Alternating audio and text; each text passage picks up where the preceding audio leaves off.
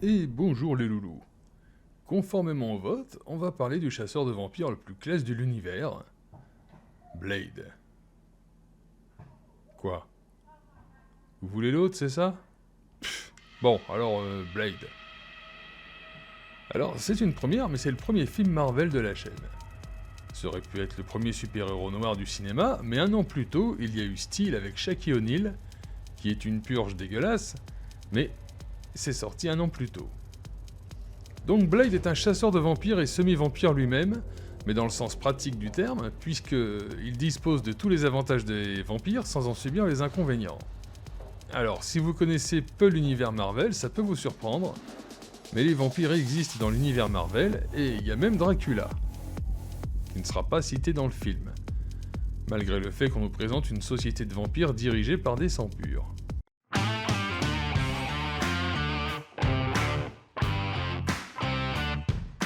Dans tous les films Marvel, on a le droit à une apparition de Stan Lee, d'une manière ou d'une autre.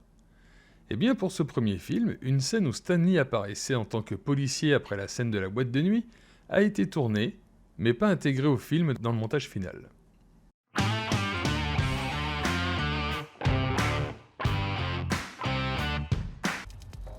Au début du projet, ça devait être une comédie avec LL Cool J dans le rôle principal.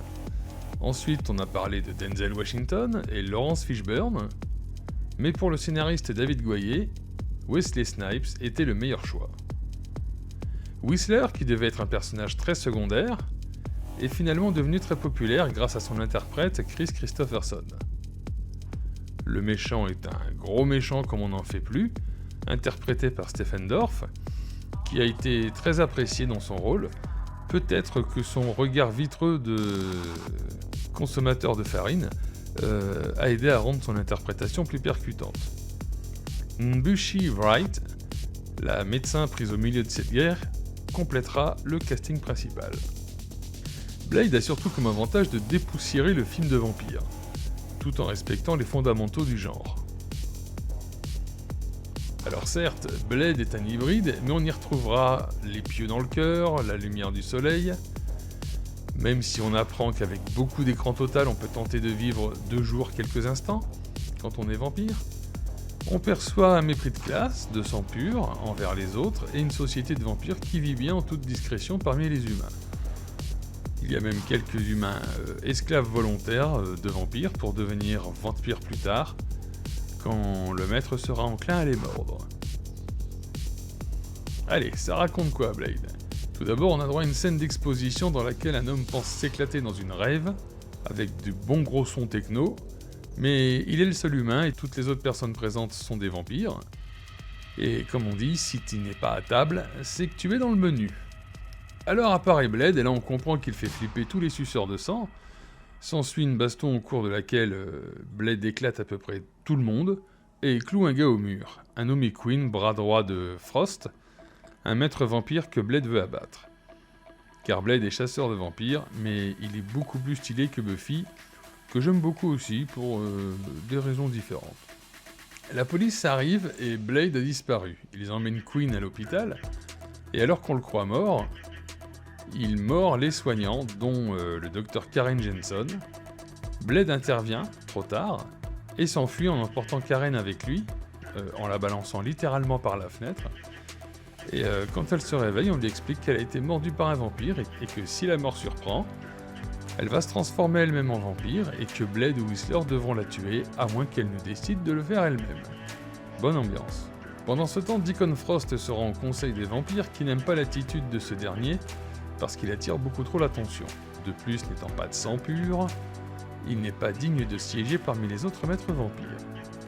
Toutefois, Frost travaille sur une prophétie qui lui permettrait de faire renaître à travers lui le dieu du sang, la Magra, et de devenir le boss incontesté du peuple vampire. Bien sûr, pour cela, il faudra sacrifier tous les maîtres vampires et le sang de Blade, mais c'est un sacrifice que Frost se sent capable de faire.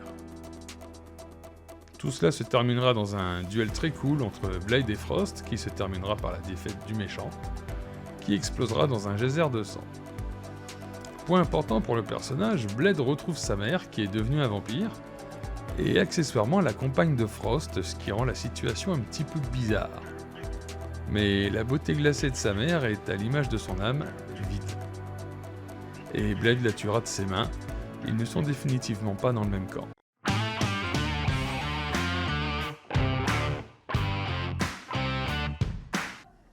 Au départ, ça devait être Jet Li qui devait jouer Deacon Frost, mais il a préféré tourner L'Arme Fatale 4. Dans les deux cas, il avait un rôle de méchant, ce qui est très rare dans sa carrière, car en tant que bouddhiste, il n'est pas très à l'aise avec des rôles de méchants.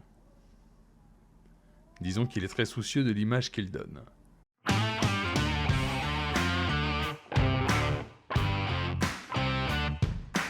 Blade ouvrira la voie à une nouvelle mode de vampires, et on aura les Underworld, les True Blood, Vampire Diaries, The Strain, qui marqueront les années 90-2000, et ensuite ce sera le tour des zombies avec Walking Dead, World War Z, Shaun of the Dead, Army of the Dead, Resident Evil, etc. Un autre point important dans le film, c'est le style. Blade est stylé comme c'est pas permis, même au-delà de la logique. Coiffure de beau gosse, lunettes noires, sabre intégré dans le manteau, ce qui n'est pas logique du tout. Va t'asseoir dans ta voiture avec un sabre dans le dos, tu vas voir ce que ça donne. Mais bon, c'est pas grave, on accepte. Batarangs, spéciaux, bref, ça fait pas clodo et ça colle au délire du vampire qui est quelqu'un d'élégant. D'ailleurs, je me demande comment on est passé de personnages élégants à des zombies clodo tout pourris. Mais bon, c'est pas le sujet. Alors ce film est-il bon ? Il l'est, mais il a deux faiblesses. De la façon dont il est construit, on comprend que c'est un épisode de présentation, un genre de pilote qui peut par la suite se décliner à l'infini, même si on nous a finalement épargné une bête origin story. La seconde faiblesse, c'est que c'est très proche du comics, peut-être trop, et que ça y ressemble beaucoup. Même si le personnage de Blade est moins shaft que dans les comics, et qu'il a su évoluer. Parmi les défauts, on citera quand même les effets spéciaux qui ont pour la plupart mal vieilli. Le reste, c'est que du bonheur. L'action est cool, le personnage principal sombre et mystérieux, brutal, ne se pose pas de questions existentielles, il est droit dans ses bottes et avance dans la direction qu'il a choisie. Alors il y aura un Blade 2 par Guillermo del Toro, qui sera meilleur que le premier, et on en parlera peut-être dans une prochaine vidéo, mais on ne parlera pas de Blade 3 qui fut tellement mauvais qu'il enterrera définitivement la franchise. Toutefois, un autre problème empêchera toute suite possible, c'est la carrière de Wesley Snipes qui a subi un gros coup d'arrêt suite à son procès pour fraude fiscale perdu en 2010 et qui le mettra en prison pendant 3 ans. Mais je ne serais pas complet si je ne parlais pas de Blade en caméo surprise dans le film Deadpool et Wolverine. Et ça a fait plaisir à tout le monde de retrouver Wesley dans le rôle de Blade, même pour un court instant.